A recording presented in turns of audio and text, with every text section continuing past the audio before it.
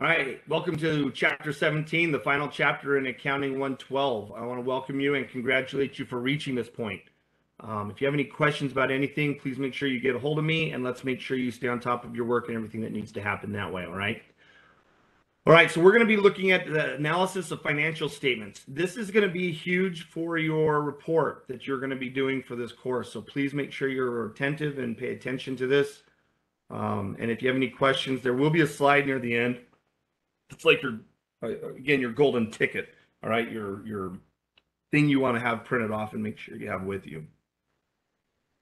All right, so building blocks of analysis. These people are marketers and driving up. Okay, so what we want to do is we want to be able to evaluate where we're at now, where we're going, and where we've been. We need to be able to understand this.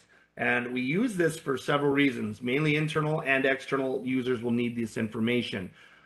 Internal users look at it to be able to figure out where they need to go and what they need to do. And external users want to know whether they want to do business or loan money or buy into your company based on where the potential going is going to be happening at. So these are all very important. Here are the building blocks of analysis. Whatever. Okay, we have 4 areas that we want to focus on. Liquidity and efficiency. How well are you using what you have? And if you need to pay off your debts, can you do it? All right. Short-term debts, I should say. Solvency. Are you going to stay in business for a longer period of time or not? I mean, do you have a going concern or what? Solvency means the longer the debt, are you going to be able to pay it off in the future? Profitability. How profitable are you? Are you going to be profitable? And if not, why would I even bother evaluating you, whatever? Market prospects are basically how well are you doing in the market and can I make money off of you? All right, what we need is basically all the financial information, all right? We need the income statement, the balance sheet, statement of stockholders' equity, statement of cash flow, notes to the financial statements, plus anything else we can get our hands on, to be honest with you. This is the basics of what we need to do the analysis. We could have this evaluated for any particular reason and cater to that, depending on how you want to do the analysis will depend, or who's asking for the analysis, I should say, will depend on what they're looking at. Intra-company, maybe they want to know how well we're using internal supplies or assets and stuff like that. Whereas a competitor wants to know how much you're using as far as sales, how well you're doing with sales and things. Just different things. It depends on how you're evaluating them. So you have 3 basic tools that we can learn here in this course, and that is your horizontal analysis, your vertical analysis, and your ratio analysis. Our focus will be on ratio analysis, but you will also learn about horizontal and vertical as well. Horizontal approach is looking at the financial statement data across time. In other words, how well were you doing today as you were doing 2, 3, 5 years ago? You want to look at not just the dollar change, but you want to look at the percent of the change. Dollars are misleading because it's all relative depending on how much you're doing. Microsoft having $1 million increase in their dollar change is a great, oh, that sounds great. But if they're $1 billion company, that's less than 1% of their increase. So it doesn't sound as good after that. So we want to look at percentage increase, not just the dollar.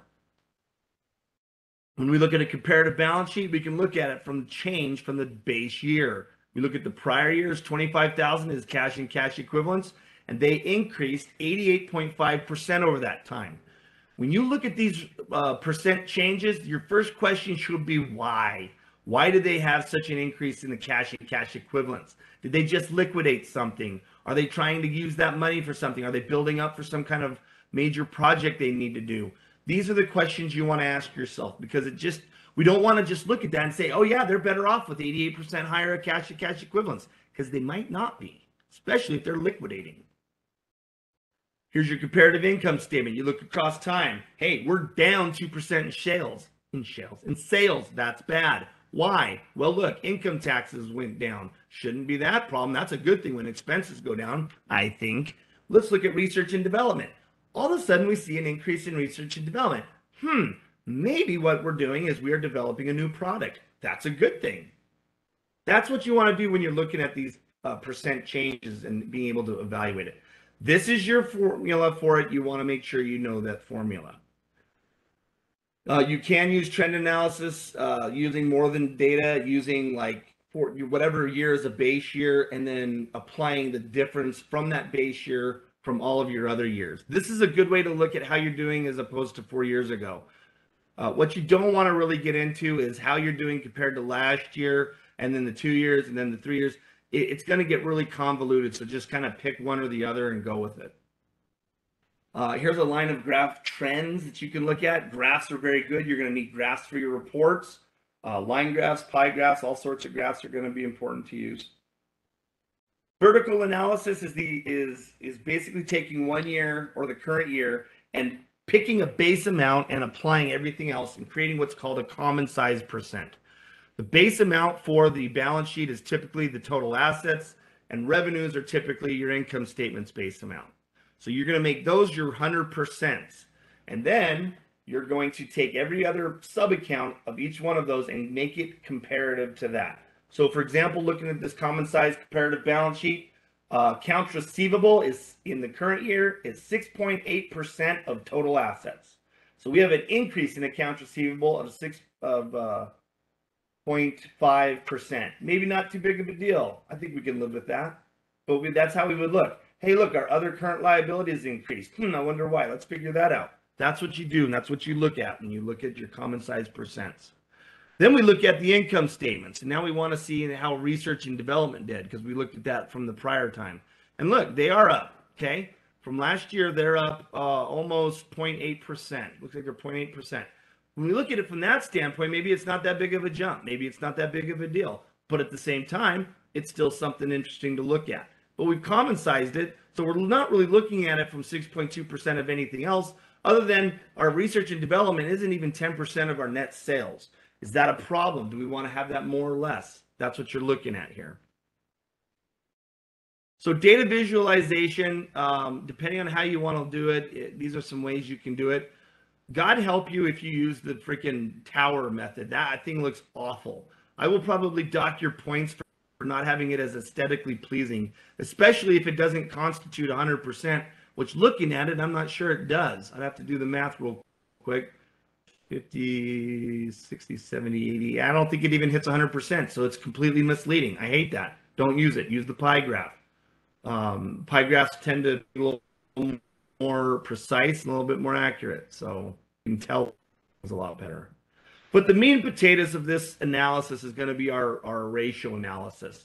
Our ratio analysis is going to be doing the 4 blocks primarily. These other ones weren't looking at those 4, right? This ratio analysis is what really does this analysis. So when we look at liquidity and efficiency, we have a whole bunch of options to look at. The main ones that I want to look at and we're going to focus on in this course and on for your report is your current ratio and hopefully your acid test ratio. I've only had a few students who have actually done this. When they look at their current ratio and they see that they're high, most students are just like, yeah, they're really good. They're better. They're 3 point something, whatever. But then when they look at their acid test ratio and they're below 1, that's a bad thing. And they don't realize it because they didn't do it. And so I want to encourage you guys to really focus on this. Even though I don't have it as a requirement, you probably want to do it. All right. But working capital is one of the ways we want to look at it. Take our current assets and subtract out our current liabilities. So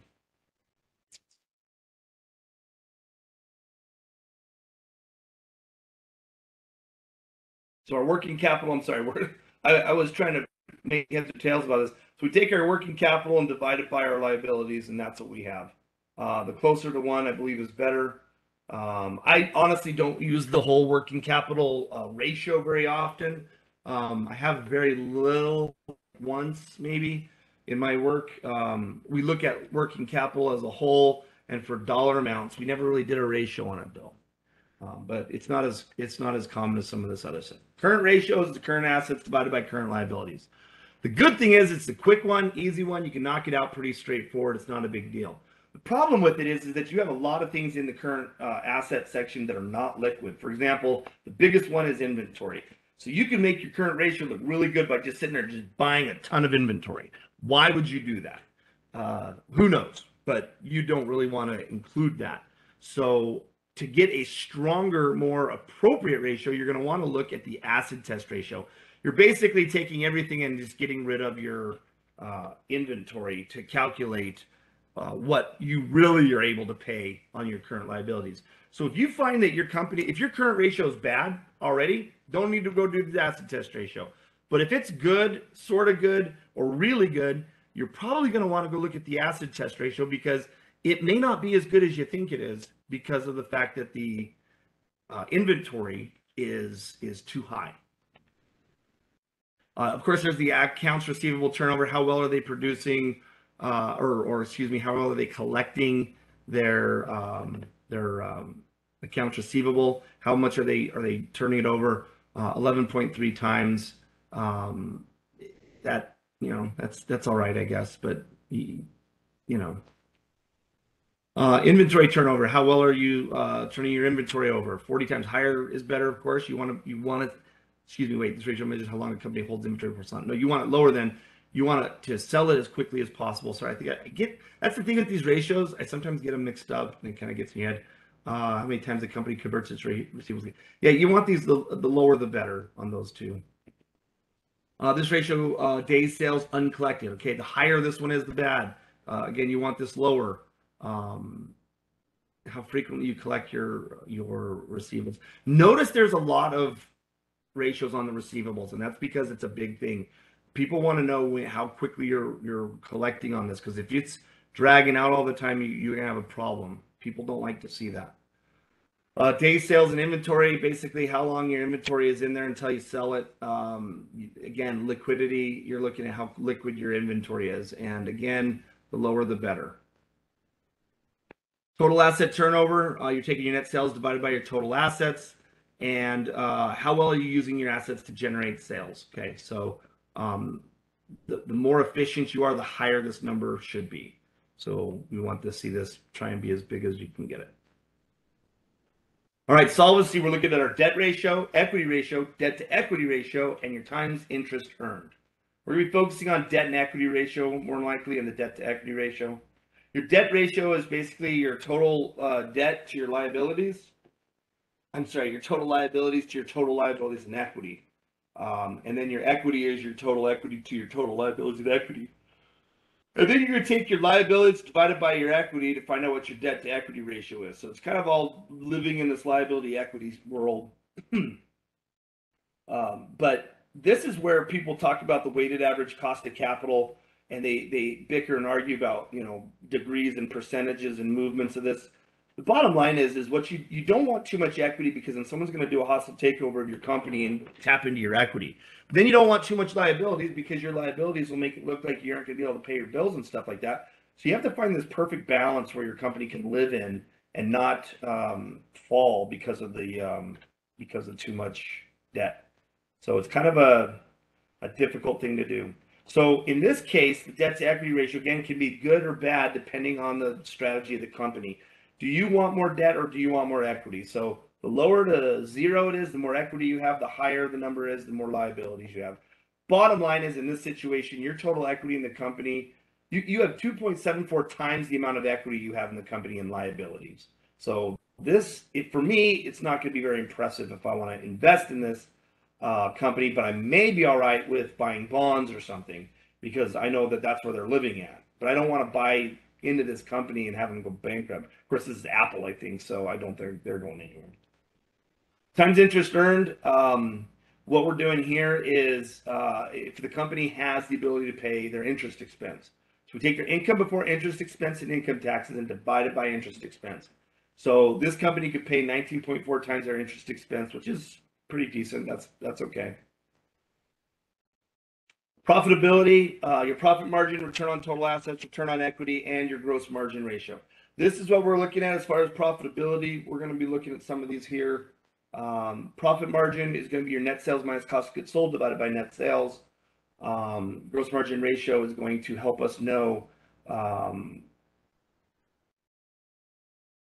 what our gross margin is for each dollar we sell. So in this case, for every dollar we sell, we're going to get a $37.80 of money we can apply to the company's other expenses. Profit margin simply takes net income divided by net sales, and that's bottom line is how much money we have that we make from our sales. So again, the higher the number this is, the better. Basically, it says that the expenses are whether they're high or low. Return on total assets. We're going to take our net income and divide it by our average total assets. Again, the higher the number here, the better, because we want to see a high net income with a low average total assets. And return on equity, the net income is divided by the average total equity. So the closer to 100% this is, the better, even higher if you can. So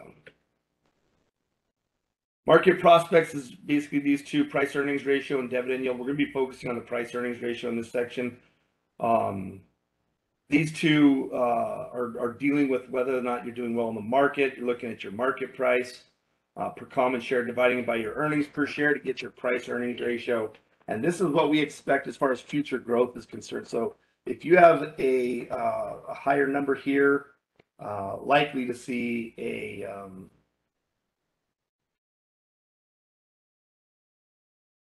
brain fart.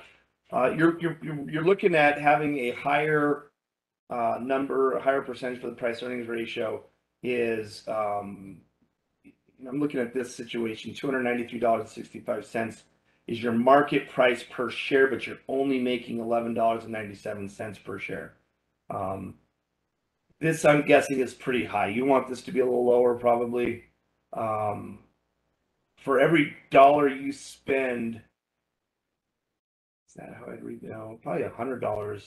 I'd only make $24.05, 50 cents. So yeah, that situation didn't look very good. Dividend yield, this is basically your annual cash dividends per share divided by your market price per share. So for every dollar I keep saying for a dollar. In this case, you have 1%. 1% of your investment, you can get $1. You can get for all the money you put in, expect 1% in dividends. Is basically what this is saying. So if you had $100 invested, you probably get $1 in dividends a year. Yeah, that's kind of what this one's telling you. What are you yielding on the dividend? This is your codex, your big thing here you want. All of these are the calculations you're going to want to have. All right, and especially in our report. Okay, you're going to look at these. You're going to find the ones that you need to calculate and go with those. The biggest thing about being able to do this is just telling you how to write a report. What you need to do as far as all of the stuff you want to do. But I have it more explained. Explain the form and assess the content of a complete income statement. Dude, this must be new. Oh, yeah, don't worry about this. Okay, segments, reporting, and stuff like that. Don't worry about it. Anyway, the bottom line is you can do all these ratios. You can do all the calculations, but if you can't explain the why behind them, it's not going to do any good. You need to learn, and you need to be prepared for this report that you do in this course to explain it. You need to not just say, hey, they're high. Okay, well, why? What's going on? What do you think? I want to know. You've got to start interpreting it. You got to start being able to do that. And that's the goal of this presentation project thing that you're doing. So please be prepared for that. And if you have any questions, let me know. But that's it. Chapter 17, all the chapters are done. Get your homework done, get it turned in on time, and then get working on that research project. And we will see you guys in the future. Take care. Hi, I forgot to give you your word for this video. Your word is Bennett, B-E-N-N-E-T-T. Bravo, Echo, November, November, Echo, Tango, Tango, Bennett, B-E-N-N-E-T-T is your word for this chapter video. Thanks.